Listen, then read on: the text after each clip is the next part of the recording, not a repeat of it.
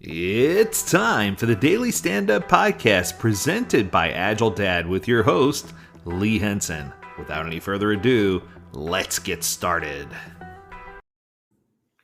For this episode, I thought I'd take you on a little bit of a history lesson. There was a company that was founded as a tech support service and sold back in 2002. And the name of that company was Jira. And they sold their business and they called it the Atlassian support system as a product called Jira in 2002. But in 2006, they realized that they weren't making money with the whole support ticketing system. And there was a conference. And at the conference, I remember it was one of the Agile conferences, one of the very early Agile conferences. I had an opportunity to speak, and I gave a whole presentation about how I was doing Agile at home, specifically Scrum at home with my kids. And I talked about creating these boards and having cards that would move around, and the cool system that we had set up with using points uh, to a reward instead of financial rewards, and how that impacted performance. And it was just a really, really slick presentation. And we talked a little bit about how that would impact the future and how people could leverage tools like this, not just at home, but in the workplace to be successful. And hence, Jira, the tool that we know today, was born in around that 2008 to 10 timeframe. And of course, Trello was 2011, Confluence was 2004. I'm just trying to give you an idea so that we have a little bit of a history lesson. But the reason I bring that up is because even very recently, someone approached me and said, can you use Kanban to manage your personal life? Can you use a Kanban wall, a Kanban board to do it? And I'll tell you right now, Kanban has become super popular. And I think part of it is just the simplicity. It's used widely in businesses and organizations to help visualize workflows, to help with cumulative flow diagrams to make sure they understand and identify where things are getting bottlenecked. It teaches the importance of building quality in and limiting WIP limits, work in progress limits. So there's a lot of positive things. But interestingly, that same system can certainly improve your personal productivity too. There are a lot of things featured in David Allen's book, Getting Things Done. In the book, he talks about the art of personal productivity, and he specifically zooms in and focuses in on things you can do to help you improve your productivity in your personal life. And what I can tell you is that following that book, many people have written other books about this. There's even a book, I believe it's called Personal Kanban, but I don't remember the author. But the point I'm trying to say is that this personal working approach can really do well, especially if you are okay with organizing your life into small bite-sized buckets. It makes it easier for you to plan things. So most people ask me, why? Why would I want to do this? I mean, I've helped people plan weddings using this. I've seen people plan vacations using this. Why do I need a personal Kanban approach? Here it is. 80% of working professionals experience stress in the workplace, and the primary cause being cited as family responsibilities, large workloads, kids' sporting lives, kids' dance lives.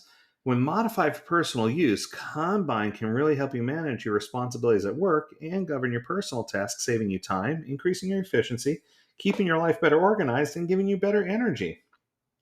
So it helps us to prevent feelings of overwhelm and burnout and stress.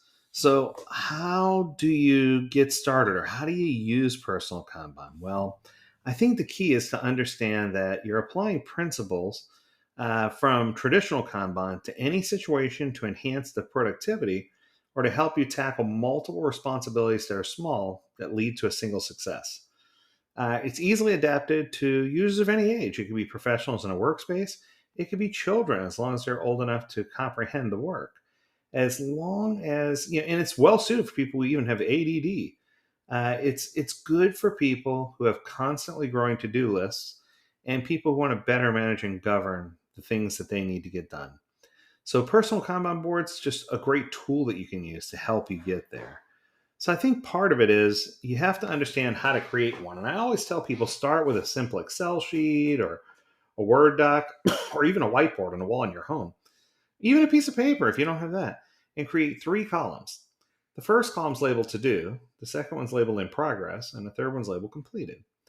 And then you create individual cards or sticky notes that for each task you need to do, and you add those into your to-do column. But make sure they're small in size and relevant, right? Once you have all your cards at hand, then you can start labeling them according to low, medium, or high priority and choose which highest priority task you'd like to start on first. Some people say they like to multitask, but what I can tell you is a personal Kanban board doesn't afford multitasking. It teaches you to limit the number that you have in progress and finish the things that you start. So this is referred to as Little's Law in psychology, Little, Little's Law. Little's Law says stop starting new work and start finishing the work that you've committed to.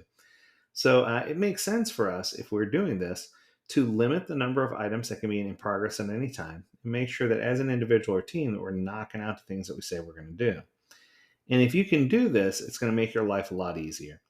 So not too long ago, I had an opportunity to speak with Mr. Wonderful. And Kevin told me, he says, Kevin O'Leary, he told me, he says, one of the things he does every day is he makes a list of the 3 things that he has to do. And before he goes to bed, he writes down the 3 things that he wants to be mindful of or has to do before he does anything else. Before he reads email, before he gets a cup of coffee, before he gets out of his pajamas in many cases, he just makes this daily to-do list.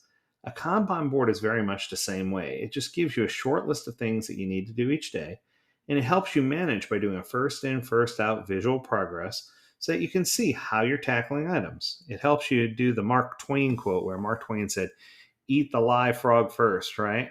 Do that thing you don't want to do and get it out of the way so the rest of your day can be better. So making that daily to-do list is a huge important part of this, and making things small in size is also important. Okay. Second step, take note of great ideas. If you have a good idea during the course of the day, note it on your Kanban board. So that way you don't forget about it. It encourages you to do something positive, to put something into action. Because once you have a strong idea written down, it makes it easy for you to build on it, and it helps you manage or govern some of the most critical things in your life. And then finally, you can definitely use this to manage your family life. If you have a busy family or social life like I do, a personal Kanban board helps you meet all your personal obligations towards the people you care the most about and still allows you to balance children's plays, recitals, sports games, birthday parties, celebrations, family dinners, whatever it is that you need to go to, any can't miss event. You can kind of govern it all on a Kanban board so you can see everything, visualize it, and see it to the finish. So I guess what I'm trying to say is if you have a personal Kanban board, it's going to help you to maximize your productivity and boost your aim and your production by having more dedicated focus. So, that's going to do it. I guess the bottom line here is just if you're trying to make yourself personally more productive, do read the book, David Allen, Getting Things Done. So Getting Things Done is the name of the book, author's David Allen. After you read that, though, don't be afraid to create your own personal productivity system. I think it's going to help you manage things. It's going to help you get to zero inbox and help you live a happy life because you'll have time to do the things you want to do. That's going to do it for today. If you have a topic you want us to discuss, learn more at agiledad.com, where we'd love to hear from you. As always, we encourage you to stay healthy, stay well, and stay agile, my friends. Until next time, do take care.